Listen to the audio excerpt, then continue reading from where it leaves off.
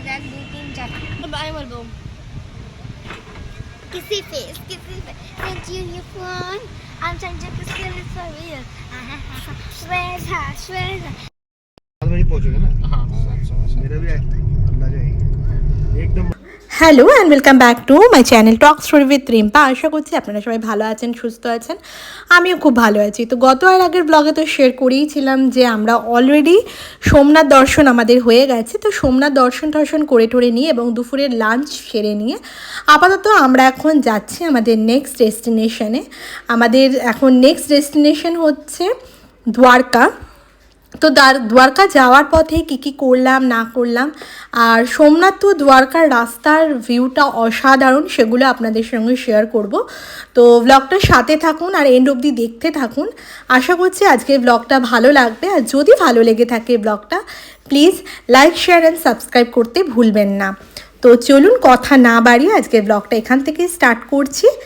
আর already কথা বলতে বলতে আমরা এখন সোমনাথ টু দ্বারকা যাওয়ার পথের যে রাস্তাটা, তো এই রাস্তার পথে একটা সুন্দর সি ভিউ পড়ে, তো সেটার উপর দিয়ে আমরা এখন যাচ্ছি। তো সেটাই শেয়ার করছি।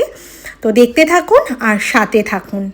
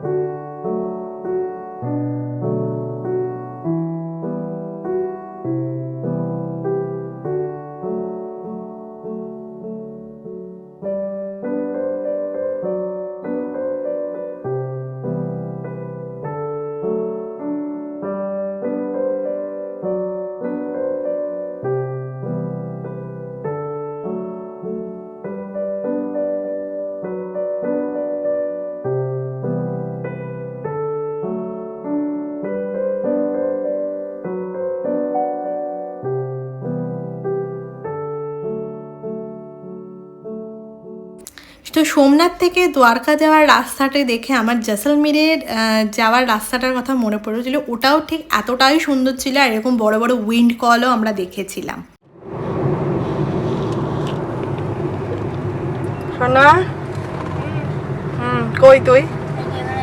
টাকার দিকে আসছিস ক্যামেরায়? হ্যাঁ, হ্যালো মিস্টার দেবজি চক্রবর্তী, কা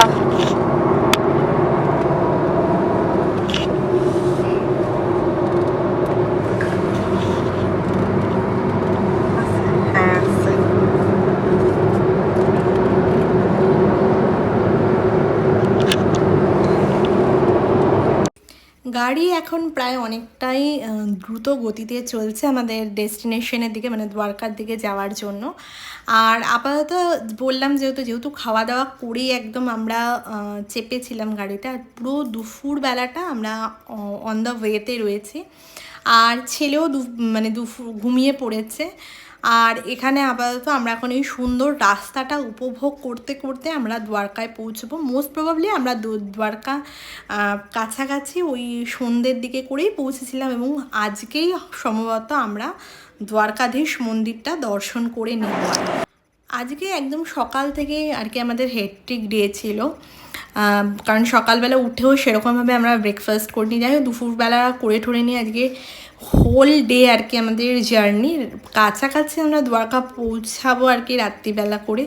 যদি বা কাল গত এর আগের দুটো দিনে যেহেতু আমরা দিউতে ছিলাম, তো ওখানে স্পোর্টস করে অ্যাডভেঞ্চার করে বেশ রেস্টেই ছিল দিনটা আমাদের। তো আজকে দিনটা প্রায় রোডেই আমাদের কেটে যাবে।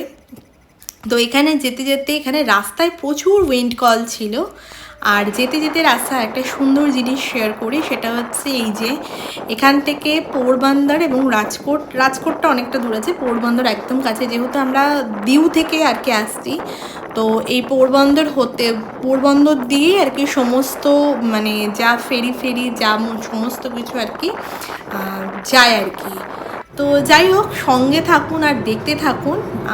আজকের এই মানে যেতে যেতে রাস্তার এই ভিউটা অসাধারণ।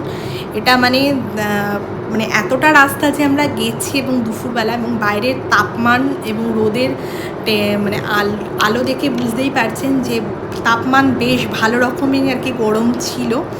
তো তবু মানে চারিদিকটা ভীষণ উপভোগ করতে করতে আর কি গেছি। রাস্তাঘাট ভীষণ সুন্দর, ভীষণ মানে পরিষ্কার পরিচ্ছন্ন। বাইরে রোদের যেমন তাপমান ছিল, ঠিক তেমনি বাইরে বেশ হাওয়া দিচ্ছিল। সেগুলো উইন্ড কল দেখেই আর কি বোঝা যাচ্ছিল এখানে।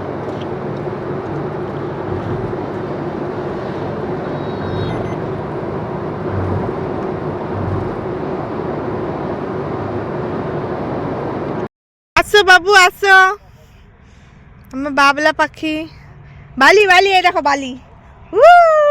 নাম আরে নামও দেরি হচ্ছে না।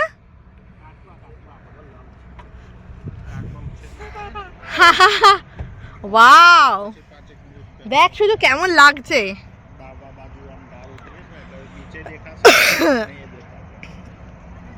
ঠান্ডা অনেকটা রাস্তায় জার্নি করার পরে এবার আমরা এসছি হচ্ছে একটা সুন্দর একটা জায়গায় এসছি। তো এখানে সানসেটটা দেখবো, দেখে আবার যাবো। চলে দোলে বালি ঠান্ডাই হবে এখন। তো এই জায়গাটা আর কি আমাদের ড্রাইভার দাদাই এখানে এনেছেন। এখানে সানসেট এবং সানরাইজের ভিউটা ভীষণ অসাধারণ। তো এখানে দেখতেই পাচ্ছেন এখন সানসেট আর কি হতে যায়, তো যার জন্য আমরা এখানে এসেছি। তো এখন যা হয় আর কি দুপুরের দিকে গরম ছিল, আর এখন বালি ঠান্ডা হয়ে গেছে। ঠান্ডা গো, হ্যাঁ তোমার কেমন মজা হচ্ছে বলো? ভালো মজা হচ্ছে। একটু তাকাও এদিকে, বলো এখানে কি বাচ্চাদের আসা উচিত? কি বাচ্চাদের আসা উচিত? ও আচ্ছা, তুমি কি বাচ্চা না বড়? ও বলো, আচ্ছা চলো শিগগিরই চলো।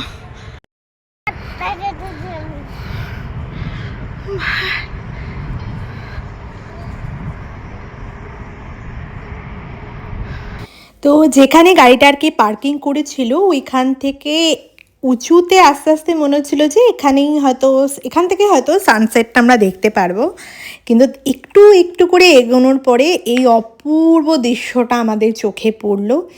আর এইটা দেখে আর নিজেদেরকে আটকে রাখতে পারেনি। একবার ভেবেছিলাম যে সমুদ্রের সামনেটা যাব না, তারপরে পরক্ষণেই মনে হলো যে এই অপূর্ব সৌন্দর্যটা হয়তো কাছ থেকে দেখলে হয়তো আরও ভালো লাগবে। তো নিজেকে আর ধরে রাখতে না পেরে এবার ফাইনালি আমরা সমুদ্রের কাছাকাছি যাই, গিয়ে একদম কাছ থেকে আরও ভিউটা দেখাবো।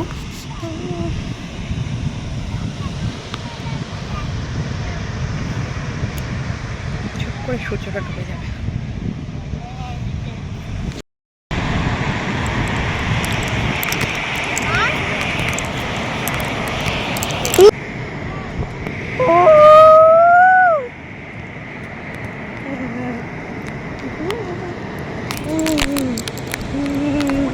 মাটিরা এখানে তো ফটোগুলো আমি তুলবো, এখানে একটা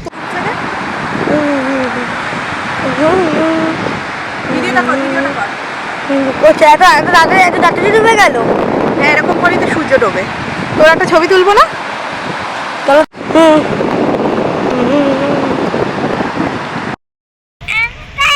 দেবো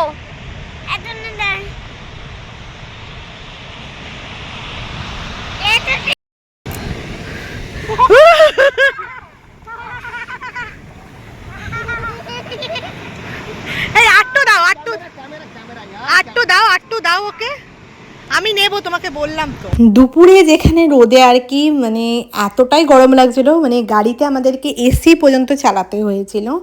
আর সন্ধে হতে না হতেই গায়ের জ্যাকেট সোয়েটার যা যা ছিল আর কি চাপিয়ে নিতে হয়েছিল। তো এই হচ্ছে মানে এখানের weather.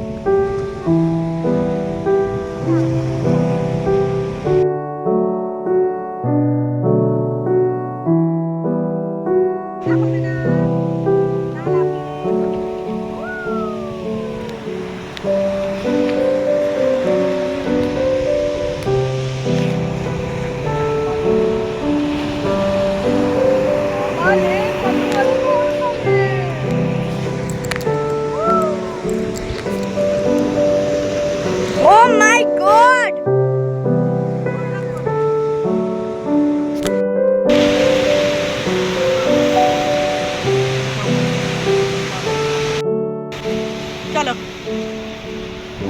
Thank you so much. তো সকাল থেকে বেরিয়ে নিয়ে শেষের একদম মানে আজকের দিনটা শেষ হওয়ার মুহূর্তে এই অসাধারণ সূর্যাস্তটা দেখে মনটা জাস্ট ভরে গেল। এবং এই যে দ্বারকা যাওয়ার পথেই এই পয়েন্টটা আর কি আমরা জানতাম না, আমাদের যে ড্রাইভার দাদা ছিলেন উনি আমাদেরকে এই সানসেটের পয়েন্টটা দেখালেন। এবং পাশে এখানে অ্যাকোরিয়াম মতন ছিল আর কি, তো ওখানেও আর কি যাওয়ার কথা বলছিলেন, কিন্তু আমরা যাইনি যেহেতু সকাল থেকে বিরাট প্রচণ্ড রকমের টায়ার্ড ছিলাম। হয়তো মানে যেটা আগেই বললাম যে আজকেই আবার আমরা দ্বারকাধীশ মন্দিরে যাব এবং দ্বারকাধীশ মন্দির দর্শন করব, এবং আবার কালকে সকালবেলা উঠে আমাদের আবার আমরা যে দ্বারকা থেকে আরও যে যে জায়গাগুলো যাওয়ার আছে বাকি সেগুলোকে কমপ্লিট করব।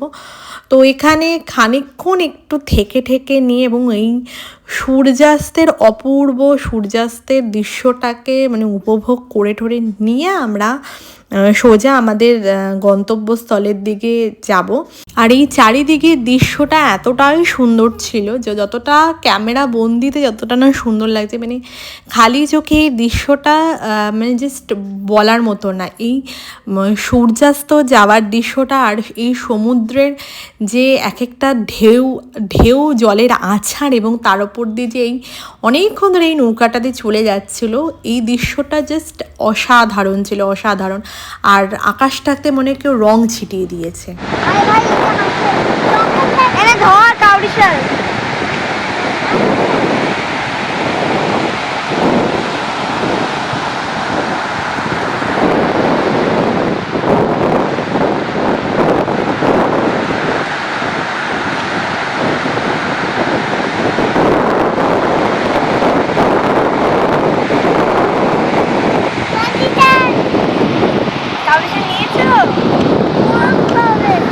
কেমন লাগছে দাদা বিচে এসে?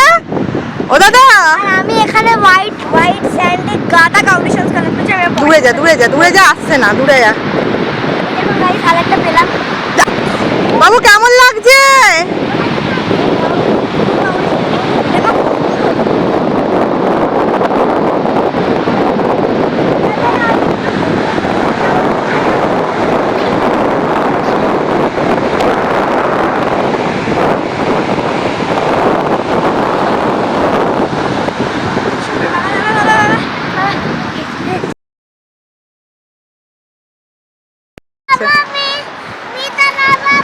বিচে যাবো আমি। ভাই দেখাচ্ছি গাইস, বিচে যাবি তো? টু মোর তোর না ক্যামেরা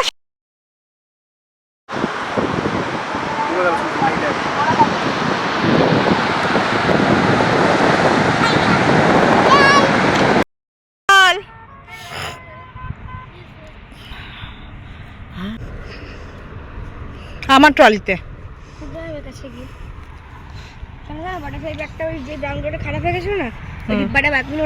আমরা কাছে যাচ্ছি, এখন দ্বারকা যাচ্ছি আমরা।